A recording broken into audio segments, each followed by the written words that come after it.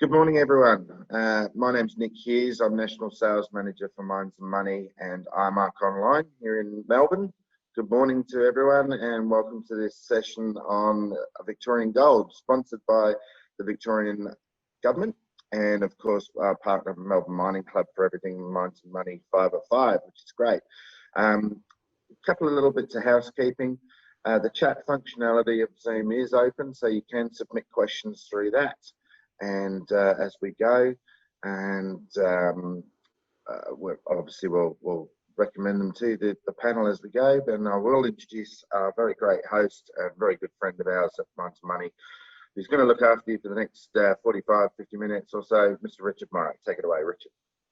Thank you very much. And for those of you who don't know me, Richard Morrow, Chairman of the Melbourne Mining Club, and what a beautiful morning it is. I'm coming to you from Melbourne here. Wonderful sunny morning. Summer has certainly arrived. Wow, and how good is this virtual IMARC this year? It's fantastic. Great credit to the Mines and Money crew here. And how good is the Victorian gold sector? Just to paraphrase our wonderful Prime Minister, exploration companies here have raised more than $200 million in equity capital in the past year to fund Victorian programs. And that money's going to be going into the ground over the next year or so. A few years ago, you could have bought the entire Victorian gold sector for $200 million. So the scale of what's happening here is fantastic. And today we've got three fantastic speakers who are at the forefront of that. You know, in exploration, it's a numbers game, and the more you drill, the more likely you are to find something. On my spreadsheet, there are about 30 or so listed companies, both here and overseas, who are exploring in Victoria. And today's panel, of course, has some of the best.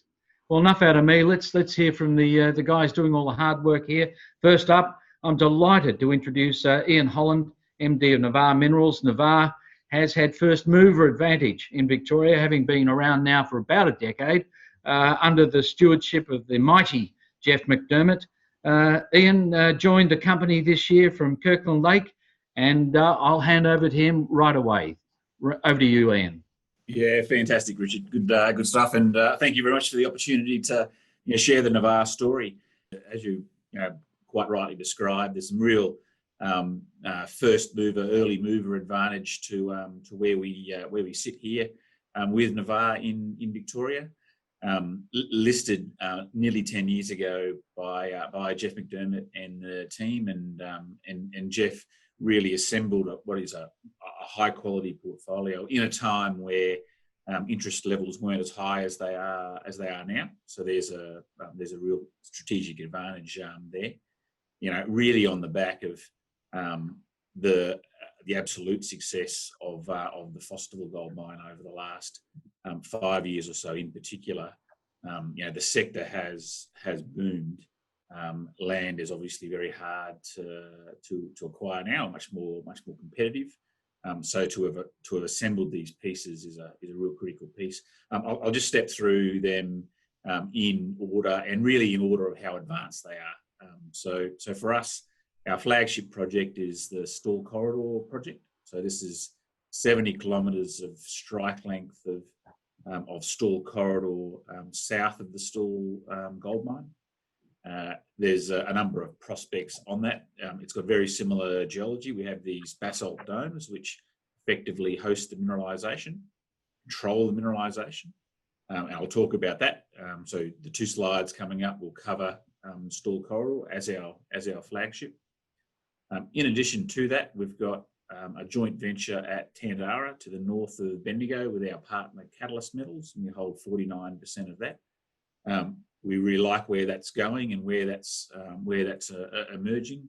Effectively, it's a Bendigo lookalike under Murray Basin cover to the north. So was blind to the early miners and prospectors, but is a more recent discovery, and we think there's a lot to give there.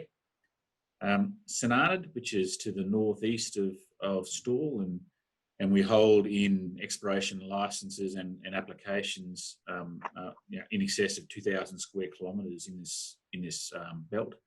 and we really like what we see. We've recently been granted the exploration lease over the old goldfield itself, so we've consolidated that piece.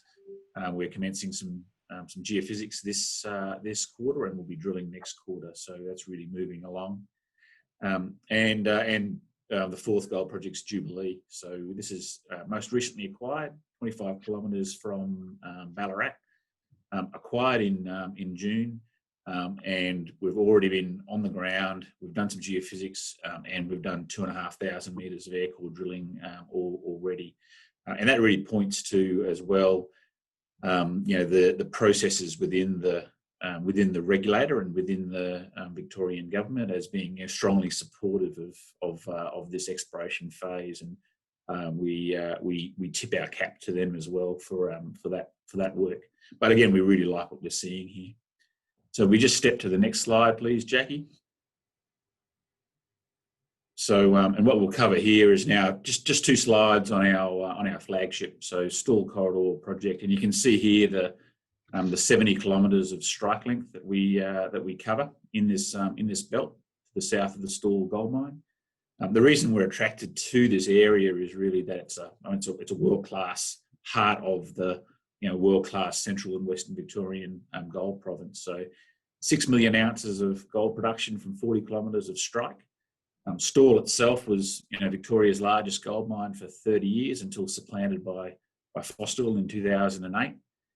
It's got characteristics that really lend itself to modern mining, so predictable strike and depth continuity, relatively uniform grades, a well understood geological control, so the primary gold occurs on the margins of these basalt domes, and you can see on the image to the left the 7 domes that we've identified through a combination of drilling and geophysics.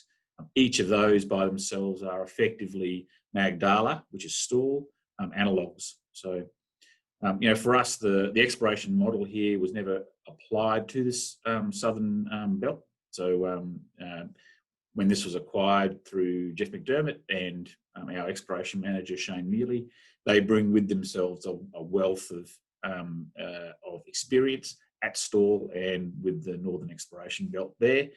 So we're able to apply those analogues. As I've touched on, 7 basalt domes identified, and 3 discoveries to date. So on 2 of those domes. So and they're the discovery air core holes there in 2016, 2017, and 2018 respectively. Now, if we focus in on the first of those, Resolution, this is at the very northern end of the Irvine Dome, which is at the very northern end of the belt. If we just flick to the next slide, please, Jackie. This is Resolution lode. So what we have here is a long section on the left, cross section on the right, looking west. The long section. The color code is by gram meters, so grade times width, and we can see relative continuity over this system with what look to be, at this stage, economic widths and grades from an underground mining perspective. So similar to what's seen at Stawell, 20 kilometres to the north. Our most recent release of data was in late September, and those holes are highlighted there, and 3 sort of 50-gram metre intercepts at the very deepest and southern point. So we see an improving vector to the south as well. So this system appears to be strengthening. So really encouraged by what we see here. The geometry also lends itself to relative predictability with steep dipping, relatively continuous lenses, as you can see from the cross section on the right. So the target for us here is that we're a long way advanced on a 12,000 metre resource definition drilling program, which is targeting a maiden mineral resource here, which we would plan to deliver by the end of Q1 next year. So for us, down to sort of 350, 400 metres depth, we would very much see this as a first instalment. So this is a first glimpse of what this system and this belt could deliver, but a first resource. We would add to that an exploration target at both the southern extension, potentially the north shoot, and we've got another lode 3 kilometres to the south called Adventure. So again, really showing that sort of critical mass. But first instalment, but a clear window to really unlock what we think is camp scale potential here. Ian, So, I'll get you. I'll get you to draw a line there, and you've got such a good story there. We haven't got time for questions. There's one in the chat box there that you might get to privately, but I think you also covered it in your speech. So thank you so much for that. Hang around. Well, there may be a question a little bit later, but thank you for that. And we'll move to our second speaker here today. It's Steve Tambanis. He heads up the North Stawell Minerals, which is one of the newest ASX companies exploring, and he's also in that Stawell corridor, as the name would suggest. Steve, of course, I've known for a long time and very experienced geologist. I hand it over to you now, mate. Look, thanks very much for allowing me to, North Stawell Minerals to talk today. Jackie, if we can just slip to the next slide, please. Just to sum North Stawell Minerals up, we're only newly listed. We listed late September, raising $20 million. We've got quite an aggressive 75,000 metre drill program planned for the next year, for the next 2 years. So we're sort of the opposite to Navarre, who are south of Stawell. We're to the north of Stawell. We've got 550 square k's of tenure to work on. We have 17 identified basalt domes analogous to Magdala in our tenure area. We've just kicked off our first or maiden drilling program this week at Wildwood Dome, and we'll get into that in a minute. But we're chasing large-scale gold targets here. We're chasing Magdala Dome analogies, and Magdala's delivered 5 million ounces of production in its history since the 1860s. We're pretty excited about what's coming up here, and we've kept one eye on what the Stawell gold mine itself is doing and has done over the last couple of years. What's quite significant is that they've discovered 600,000 ounces in the last 2.5 years, and they're continuing to build up an ounce inventory. So the Magdala Dome keeps giving as a function of more exploration and modifications to exploration models and some pretty clever geology. And we're trying to apply all of that recent learning to our tenure to the north. So we have demonstrated mineralization over 2 of our dome areas, Wildwood and Germania. We have a small JORC resource of 55,000 ounces over the Wildwood Dome, and we've just started a 10,000 metre drilling program at Wildwood, which we expect should be able to. We think we can do some pretty make some pretty good improvements to the resource size from this drill program. Next slide, thanks, Jackie. So this is quite a significant image here because it's a 3D representation of the basalt dome at Wildwood,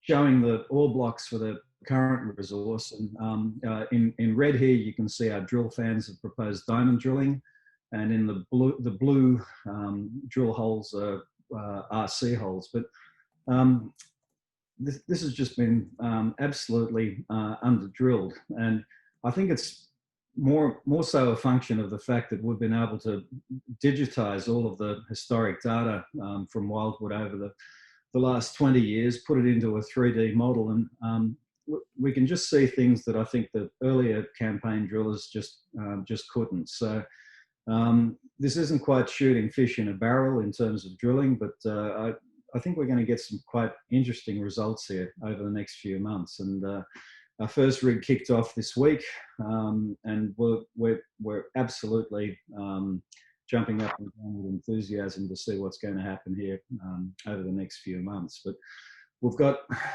extensions, not only, I mean, this mineralization here is not only open to the north and to the south, but down plunge as well. So let's see what happens with this over the next few months. Next slide, thanks, Jackie. So what's interesting to us is that the bigger picture of Wildwood, I mean, we're looking at a section 3 kilometres along strike that's been drilled. Our near-term targeting is going to be for a 20-kilometre strike length to the north and to the south of Wildwood. So the main portion is a 7-kilometre section that we'll be drilling over the or immediately, and then over the next 2 to 3 months. But we think that before all of the shearing and granitic intrusions took place here, this target structure of basalt mineralisation was over 20 kilometres in length. So there's been some great targeting work done by our geologists, and we really look forward to testing all of this now through the end of the drill rig. So we've got plenty of news flow coming up, from this week onwards. Now that we commence drilling, we'll have a second rig, diamond rig, commencing either late December or early January, and an RC rig popping in early January as well. So we've crewed up, we've got the people, the resources, and we'll just systematically start knocking off some of the 40 or so gold targets that we have in our tenure position. So that's it for me. Thank you. Steve, thank you very much for that. For those who don't know that area very well, it's lovely flat land, largely moved over into farming, grazing or cropping. Must be a dream to be exploring there. No problems at all. It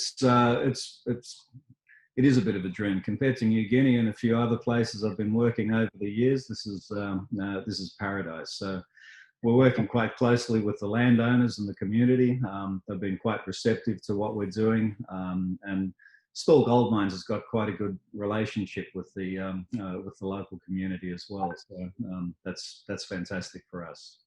Well, your major shareholder there, they're a vital part of the Stawell community, and I know they have the guys, Troy Cole and the crew out there are fantastic relationships with the locals. There's a question here about depth of cover. That's quite important, isn't it? I mean, in many ways, it's good and bad. Yes, it's deep, but it's good that it's deep because no one's found anything there yet. No one's ever bothered to look. Well, that's quite true. At Wildwood, the dome actually comes to within a few metres of surface. Some of the other dome targets that we have are between 250 and 600 metres at depth. So and we do have some Murray Basin sediment cover as well, but it's not really an issue. I mean, in West Australia, everybody's been dealing with deep cover for decades and managed quite well. That's just part and parcel of the job to be done. We don't see too many issues. No, that's right. Thank you for that, mate. There's a few questions popping up here on the board. So if we keep an eye on that, Steve, if you could, you might be able to answer them on the chat page there. I know Ian's just answered a question there from Lian Ding. So very, very good, mate. Thank you very much. You've got a lot more to say, but we'll no doubt we'll hear from you again very shortly, and that news flow is very promising. Thank you very much for joining us today. No, okay. Now, our next speaker is one of the new breed of companies exploring in Victoria, and the speaker is Michael Hudson, who's an Aussie, but he heads up this TSX-listed Mawson Gold. It's exploring in some significant old gold rush fields in central Victoria. Lovely little Redcastle thing is looking quite good. Mawson's also exploring in Finland, but let's hear the Victorian story today from Mike. Over to you, mate. Thanks, Richard, and thanks to Mines and Money for having me back here again. Usually I have to differentiate myself as the only Australian in the crowd, so it's lovely to be back home. Steve said it was paradise, and it mostly is, but I thought I'd start with this slide because I've forgotten how much I hate snakes, and it reminds me of my childhood, actually, and how I was brought up in and around that country, Victoria. But I've spent the last 25 years dodging bears and dealing with altitude sickness. But these little blighters have got me more scared than anything at the moment. But I'll ease my way back in. So Mawson is a Toronto-listed company, as Richard mentioned. We're about $100 million market cap, $15 million cash. We've cashed up very well over the last 4 or 5 months. And we've got lots of drill rigs turning around the world. Eight drill rigs, 26 kilometres over the next 4 or 5 months. 2 rigs turning here in Victoria consistently. They've been going for the last few months. So as I think it was Richard you mentioned too, you don't make the discoveries without drilling, and drilling doesn't come without capital, and capital doesn't come without a bull market. I'm excited about the discoveries that we are making, and those are the peers that we're hearing today, and others. It's an exciting time. Next slide, please. Thanks, Jackie. Already I've made a few forward-looking statements. I'm a geologist, so please be very aware, and that slide just rushed through there. So here are the dots in the world where we're looking. Of course, we're in the southern part of that world map now, but up in Finland, we've got a discovery we made there from first principles. We've drilled it out over the last 3 years. We're up to 700,000 ounces. And got another 20 kilometres to drill there as everything freezes, just starting to freeze. So very different down in this part of the world, and the excitement that the Canadian market has for Victoria is palpable, and I shouldn't be underestimated. It was really the Canadian market that recapitalised Fosterville over numerous iterations that led to this renewal of interest here. So the Canadians get and understand the opportunity here, perhaps arguably a little earlier than we all did. We forgot about it, perhaps.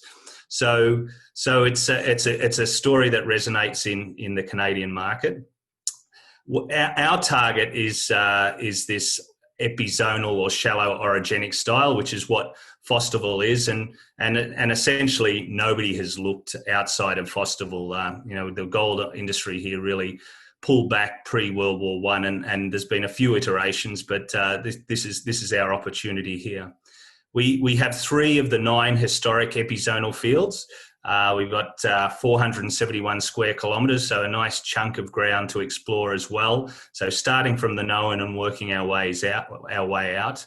And we're in the phase of collecting a lot of data. So we've got 2 geophysical companies collecting gradient and 3D IP, gravity, ground mag. We've flown everything with LiDAR, which is a fantastic tool that we've been employing around the world. And like I said, lots of drill rigs turning around the world, but 5,000 metres will complete here by early January, and then make an assessment and continue that drill program. But literally early drilling is a key to the story also, as nobody has looked underneath in a long strike from these historic fields. This is the first look-see that anyone's had, and certainly the earlier explorers were looking more so for oxide gold, shallow, RC drilling, and now we're orientating diamond drilling and really starting to understand the systems. We also have an investment into Ngambia Resources, who's our partner, strategic partner here in the state. They've had the great benefit of incumbency, and that's how we've been able to enter into a lot of these projects. And we have a first right of refusal over their very large land package, which is 3,600 square kilometres, which is essentially the Melbourne zone undercover, the vast majority of it. So that's how we've been able to position ourselves. We only came back here in March. I have explored in Victoria over the years, but this is the first foray back home, and you couldn't have picked that a pandemic was coming, and I can still keep my my rock hammer ticking away without having to get on a plane. Next slide, please. So this is just a little view of where we're at. I can't go through, of course, all our projects, but basically there's the 3 in blue of what we've got. Sunday Creek down in the south, which I'll be running out to and checking the drill rig immediately after this. I'm just sitting literally 10 minutes away from that now. Up to Redcastle, which is an historic field, 17 kilometres of exceptionally high grades that were mined back in the 1860s. Redcastle was mined 30 years before Fosterville was even known about, and a lot of the work happened at Costerfield, and it is the extensions of Costerfield.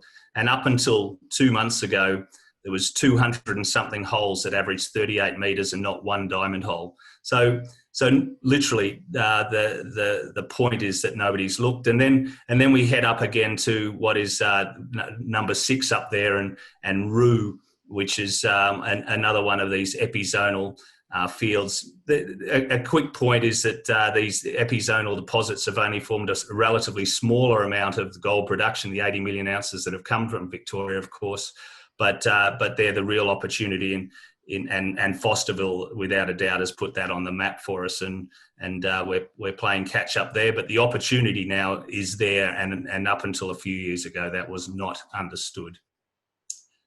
Next slide, please.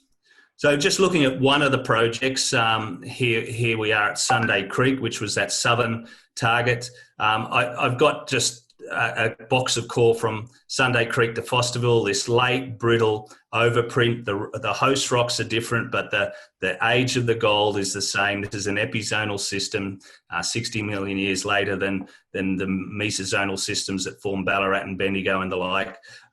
This is the first holes underneath this system, and they look very similar.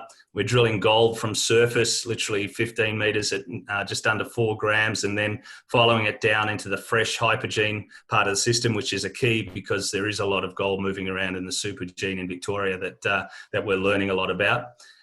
So an historic field, it extends over 11 kilometres, and the scale is there for us to explore into, but at the moment we're really just going underneath and slightly along strike from known zones, and just stepping out and building up the volume of this system, and it's stacking up and looking very good. And then the opportunity, of course, is not to find the 4 gram dirt, which is how Fosterville started, but the uber high grades that we're seeing develop over thinner zones, 10 to 20 centimetres, but we'd like to see that blow out to metres.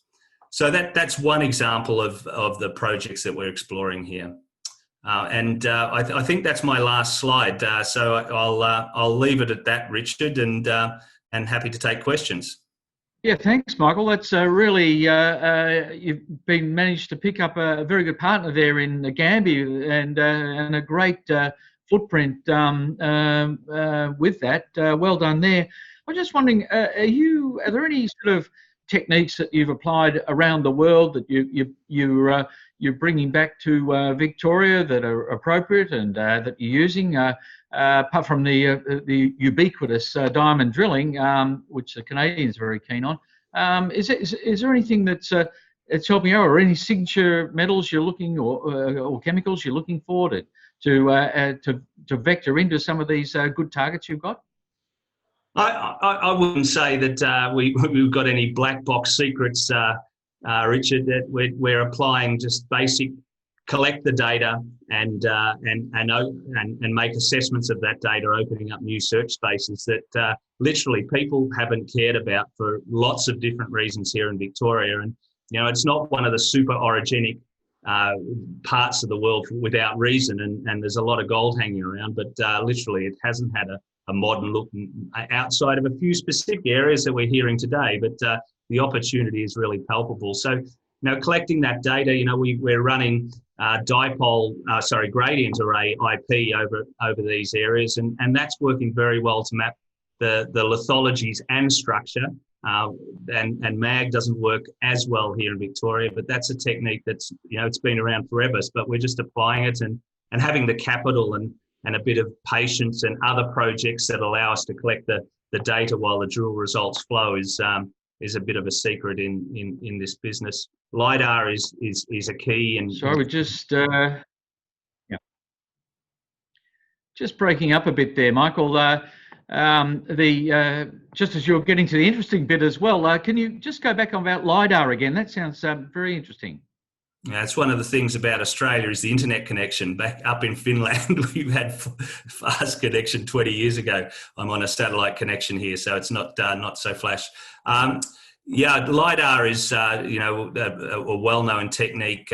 It's laser imaging, basically, and you can map, literally you can drop your watch in the field and it will map it more or less, right? We're seeing sort of 5 or 10 centimetre resolution. And for old workings that are in dense bush or even just lighter bush, we can map those out, and rather than just take GPS points, but we can also get bedding, dips, see how deep the old shafts are. So you can put that in context with all this new geophysics, and you really got a great basis in which to start to view lithology and structure and start to become predictive about the systems.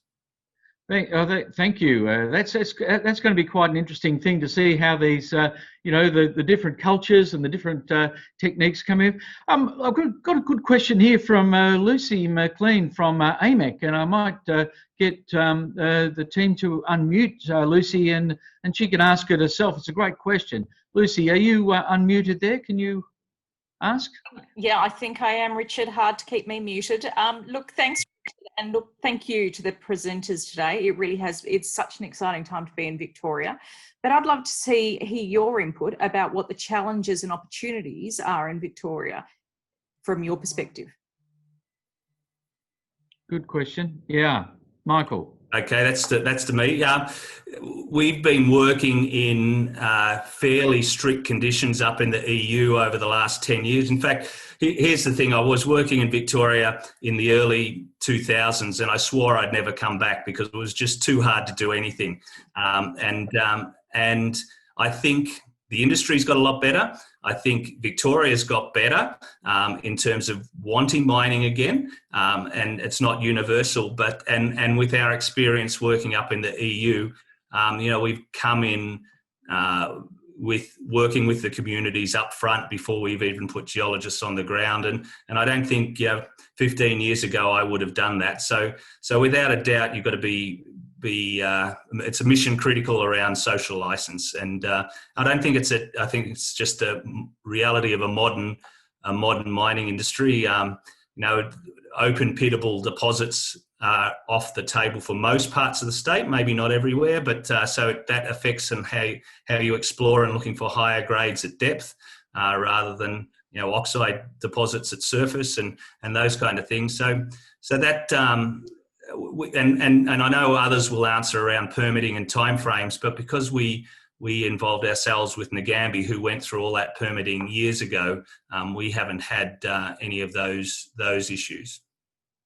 Thank you very much, Michael. Well, that was a great presentation, and great to see you not quite in the flesh, but in on the screen. And thanks for coming back to Victorian investing here. And look, just hang on there, and Lucy, you hang on as well. There might be a question or two come over the chat line there, but that was also Lucy, a great segue to our next speakers. I want to hand over to Cameron Cairns, Manager, Minerals Geoscience at the Geological Survey of Victoria. Those guys have worked so hard and done some excellent work to stimulate interest in the great gold potential in Victoria.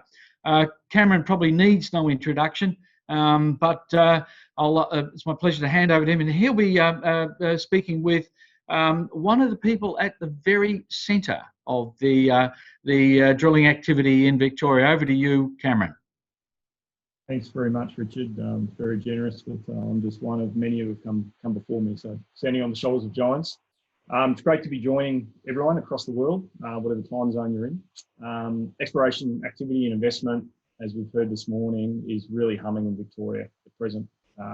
We saw $135 million in exploration expenditure last Australian financial year. We've had 3 successive quarters of all-time exploration spend in Victoria, and growth in Victoria of exploration spend is outperforming the national average. Exploration licence applications are at record levels. We've got large and diverse activity reports and lots of them, and associated data sets flowing through. And the Geological Survey of Victoria has a vast array of free, pre-competitive data and knowledge to support explorers. So it's fantastic to have the opportunity to talk all things drilling this morning, our time, with one of Victoria's, regional Victoria's, very busy and hard-working drilling service providers, with Deepcore CEO, Don Macdonald.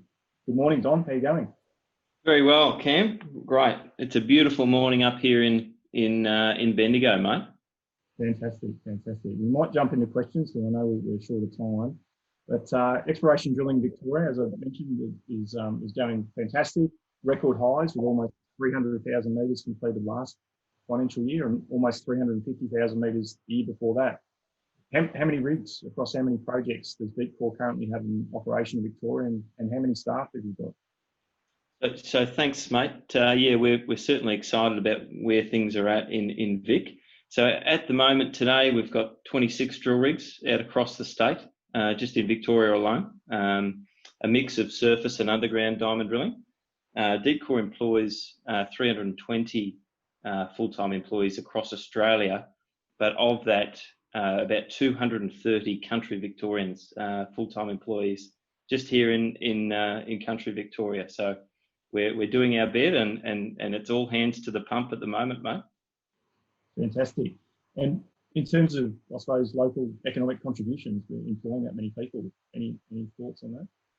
Yeah, I think we had a look at our direct local economic contribution only a couple of months ago, and it was in excess of $40 million in wages, goods and services in regional Victoria. So that's spread across the Bendigo, Ballarat and Stawell regions largely, with our projects with Kirkland, Navarre, North Shore Minerals and other projects as well. Wow, that's incredible. And I heard a whisper, 200,000 metres that you did last financial year, which is about 2/3 of the drill metres going to Victoria. So, yeah, I think we're responsible for a lot of the core trays coming through the state, and we're really proud of being here, our head office here in Bendigo, and we're really proud Victorian cohort. And I think we've really focused on a professional service offering and having really good people out in the field and out in the bush, working with our geologists and explorers. Excellent. So the Deepcore team, they received some well-deserved recognition not too long ago for an innovative, local designed and constructed solution to sound and aesthetics while drilling in the regional Victorian landscape. Can you tell us a little bit about that? Yeah, so I suppose the challenge was that in Victoria, we're drilling and actively exploring within close proximity to residents. And so that was the challenge that we had to come up with, was balancing productivity versus, community consultation. And the work in that space led us to a unique design of a drill enclosure. We call it the acoustic shed, that we can keep all of our activities within that enclosure and drill 24 hours a day. So it really stops the noise emissions from the drill and for the ancillary work that we do. And we take our role really seriously. We're a direct reflection of the areas in which we operate. So it was a fantastic achievement, and we've got 6 of these enclosures out actively at the moment across multiple projects. So it was, and it's great for the drillers too, because they're in a enclosed, air-conditioned work environment. So there's mutual benefit there for us as well. Fantastic. Is there any other Deepcore initiatives, equipment, people, or sustainability that you might be able to share with us? Yeah, I suppose we've done some good work recently. We recognise the importance of traditional owners. So only a few months ago, we engaged with the Jar Jar Rung group and ran through all of our field leadership group traditional owners awareness programs and cultural awareness programs. So further to that, we've got a new general manager of people and risk, Paul Walton, who'll be heading up a mandate of wellness for our employees. And also we're building the fleet for next year to take on what we expect will be a bumper year calendar year in 2021.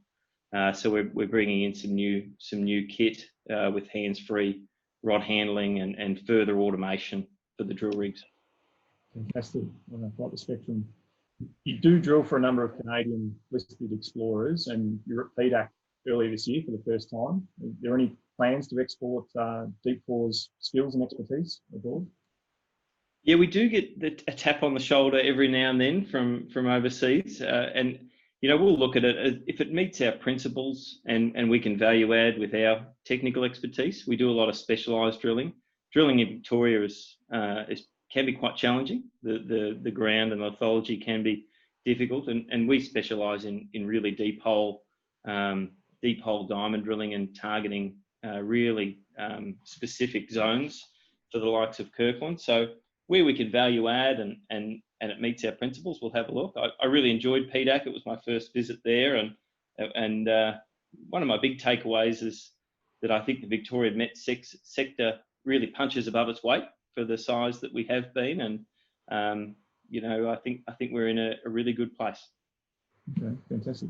So apart from exploration drilling in Victoria, you've been active on some of Victoria's big build infrastructure and even Australia's iconic Snowy 2 hydro project. Can you summarise briefly Deepcore's capabilities across mining and infrastructure?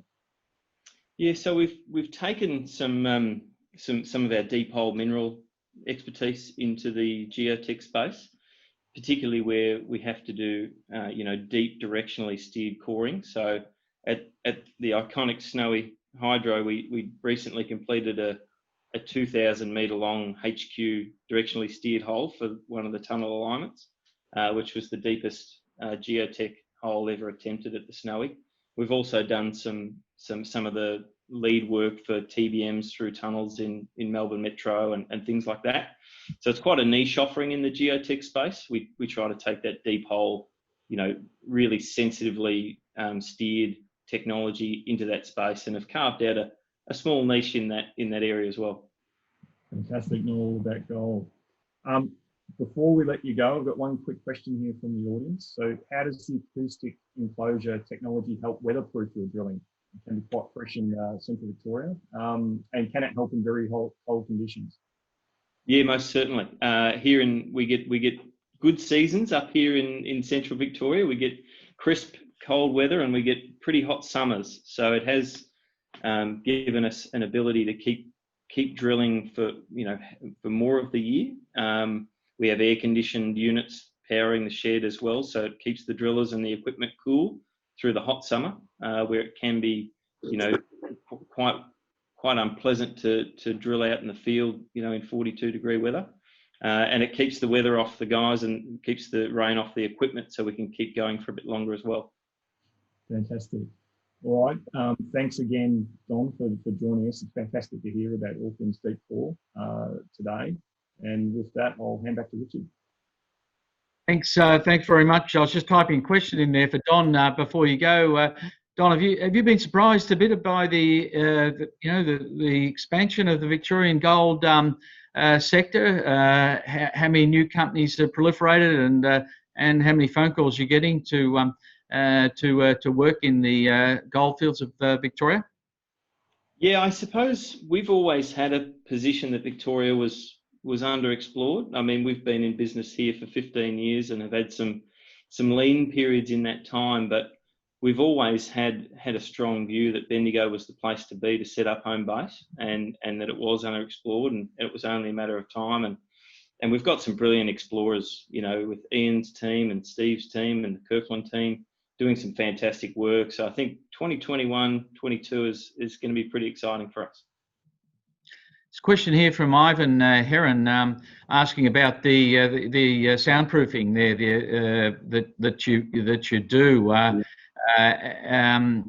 Does that also help weatherproof your drill sites and your crews, especially in our wonderful winters we have here? Yes, it does, mate. It's fully enclosed, so all of our activity happens inside the enclosure. So it's fully weatherproofed. It can be erected in less than a day, and it really is the new way of drilling here in the state. It's pretty special if you ever get a chance to have a look. I think we've got a nice video on our webpage or on YouTube that anyone, if they cared to have a look, could see it in action.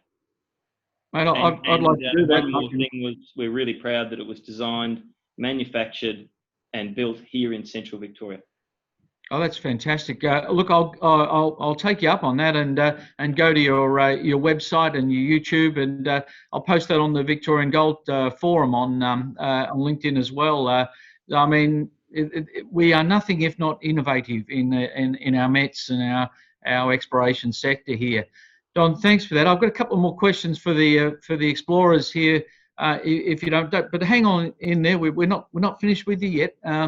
I wanted to go to Ian Holland before he has to go off to his AGM. I want to ask about this one of your newest projects you've picked up there at Jubilee. That's an old gold mine that pulled, I think it was 600,000 ounces out 130 odd years ago. Can you give us a bit of the thinking of why you pegged that one, or why you acquired it, I should say? And what are you applying, any new technologies or new thinking, fresh set of eyes? We're all talking about fresh set of eyes. Ian, over to you. Yeah, thanks, Richard. Yeah, so this is a real hidden gem, we think. So this was acquired in June. It's 25 kilometres from Ballarat. And the thing that attracted us to this was really the geometry. So this vein that was mined from 1887 to 1913 is effectively an east-west transverse vein running across the perpendicular to the sort of the north-south trend of the geology. So that's really interesting because that's unusual. Mined down to 600 metres depth, consistent grades at the time. So 12 grams recovered, perhaps 15 in situ, something like that.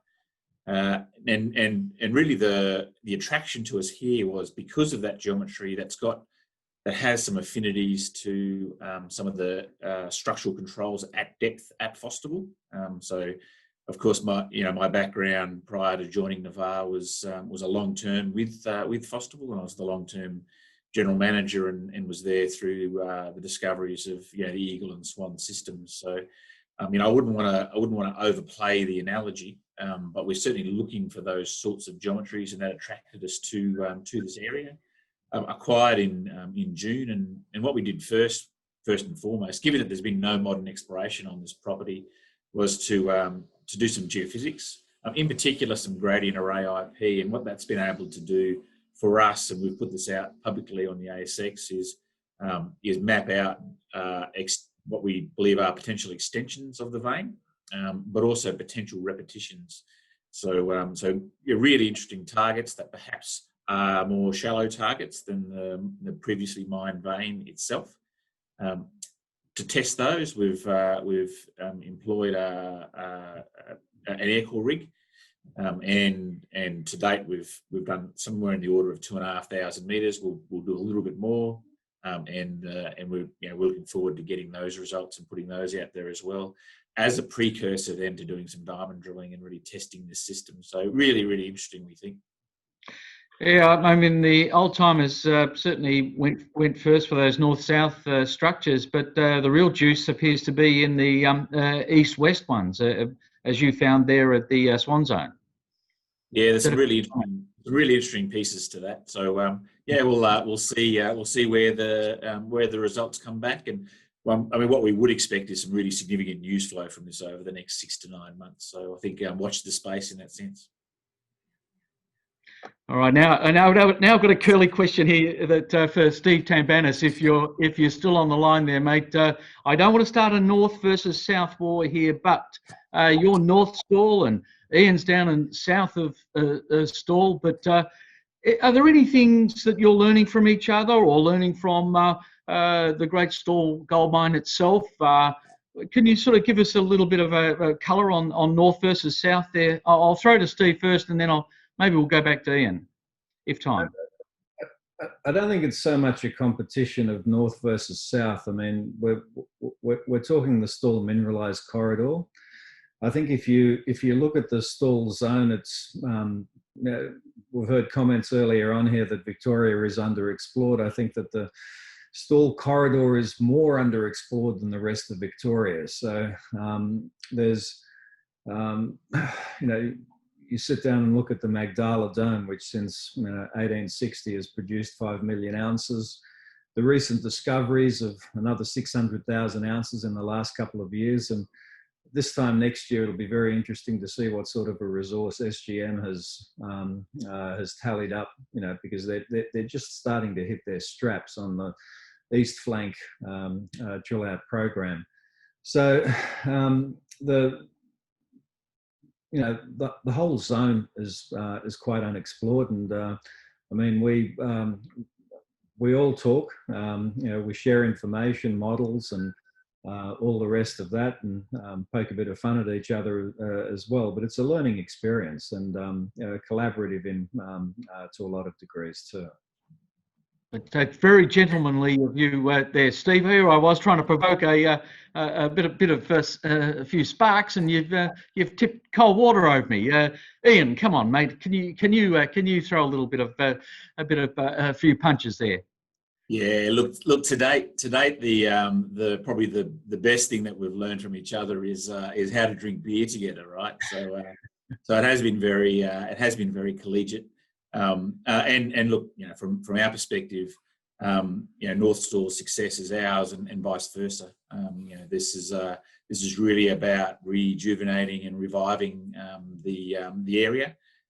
Likewise, Stawell minerals to our west. So again, there's a growing sort of critical mass in the area, and that's good for the mineral sector in general. I would say there's lots of analogies between North Stawell's belt and our Stawell corridor project itself, given that only parts of it effectively daylight, and there's a significant part of North Stawell's which are under Murray Basin cover to the north, and ours which are under later basalt cover to the south. So lots of analogies and lots to share. No, thank you very much for that, mate. Look, it's great. Actually, there's one thing about Victoria these days, is that there's a very collegiate atmosphere amongst all the companies out there in the field, and that's something to be encouraged. Thanks for that. Now, I've got a question here from Joe Kakuza. He always asks a great question or two. It's about nuggety gold. And I might, if I can, if you're still with us, Michael, throw this one to you. Joe's asking, based on an earlier IMARC session this morning, Victoria has a reputation amongst some overseas companies of being dominated by nuggety gold. Is this likely to change? Good question for a geologist. Michael, are you still with us? I am, Richard. Thanks for that one. Without a doubt, I mean, let's put it on the table. The restarts at Bendigo and Ballarat gave Victoria a really bad reputation. They were economically disasters, and then the conventional wisdom was that Victoria is nuggety. But I see Cam has answered this, so I'll channel his answer here. But it's true, Stawell, and we've just heard from Steve and Ian, has been operating, and mined 5 million ounces, and is a modern day mine, and modern, amenable to modern day methods. And Fosterville, and I'll put it here, and I've never worked at Fosterville, but I've seen it from afar, was a really tough deposit. It was 5 gram refractory dirt, and until it wasn't, and that was only a few years ago, and that's through discovery and how the ore body's changed, and that free milling uber high grade gold has put Victoria back onto the map. It's because of that, nothing else. So it's all timed with this boom, and it's really the first time that people have looked at Victoria again seriously for these higher grade continuous bodies. So 80 million ounces can form in lots of different ways, and the old timers looked for these nuggets, looked for these raisins. It was easy to separate. It was impossible for them to look at the refractory or the lower grade dirt that was less than an ounce in the 1860s or less than half an ounce in the 1900s. So the opportunities are huge, and no, that's just conventional wisdom. There's huge opportunity outside those systems, and even within them. I mean, we've got somebody working with us from Bendigo, and she'd kill me, who worked at Bendigo, she'd kill me if I perpetrated the myth around Bendigo too, because there's other parts of that system. So, yeah, no doubt. Thanks, a great answer there, Michael. And and just in the few moments we could do a whole hour on that, I tell you. But just in the time we've got left, if I could throw to Cameron Cairns, I mean, the GSB's done some sensational work, and really, by the look of the stuff that you've been coming up, you and your team, we've just scratched the surface of Victoria, haven't we, Cameron? Oh, look, I think, yeah, Mike sort of touched on it, that, you know, Fosterville is sort of showing the size of the prize. I think it's around 10 million ounces or something in counting now, which is, yeah, nothing to shy from wherever you are in the world. So it's a bit of a reflection of the past about how good these systems can be in Victoria. But yeah, absolutely. I mean, as I touched on with Don, you know, we've got a lot of great work behind us. It's all freely accessible and tap into. We had the Gold Undercover initiative, which was done about 10 years ago now, and is still just as relevant right now as what it was right then. So almost, you know, you could argue ahead of its time in deploying the regional seismic and so forth to understand that greater systems architecture to help with ground selection and improve targeting. So, and we followed up with Stawell, which not as gold focused, but sitting right next to Stawell, and getting some great insights there into, I suppose, taking that, removing the concept part of the exploration pipeline and sort of, you know, beyond licensing and getting straight into the targeting aspects, which I'm sure will save a lot of time and effort for explorers. And thank you very much for putting up on the chat page there the earthresources.vic.gov.au website there, and you know, that's a fantastic resource that's available for all Victorians and explorers. So that's something that everyone can you know, go to once IMARC's out of the way, of course, and go through the information packages there. Fantastic. So. Thank you very much. Look, we've got so much more we could talk about the marvellous Victorian gold and exploration sector here, and copper. Can't leave out copper these days. But look, we've run out of time, and I really want to thank Cameron Cairns and Don Macdonald there. Great insights there into the hard yards there and the work they're doing. Thanks also to our Explorer panellists today here, Ian Holland from Navarre, Steve Tambanis from North Stawell, and Michael Hudson from Mawson Gold. Thank you so much, and back to you, Nick. Yeah. No worries, Richard. Thank you very much indeed to your good self for hosting today and doing such a great job. Well done, everyone. This will be available online to view back later as well, so we'll be sending out details on that. Obviously, there is the last day of IMARC Online happening today, so jump online to check in with what's going on there. There's a fair bit happening still today, and then for those on the investment side of things, you can join us next week on Minds and Money Global, which is running next week, which you'll find information on the website. Michael and Mawson will be there, so you can have some meetings with him directly.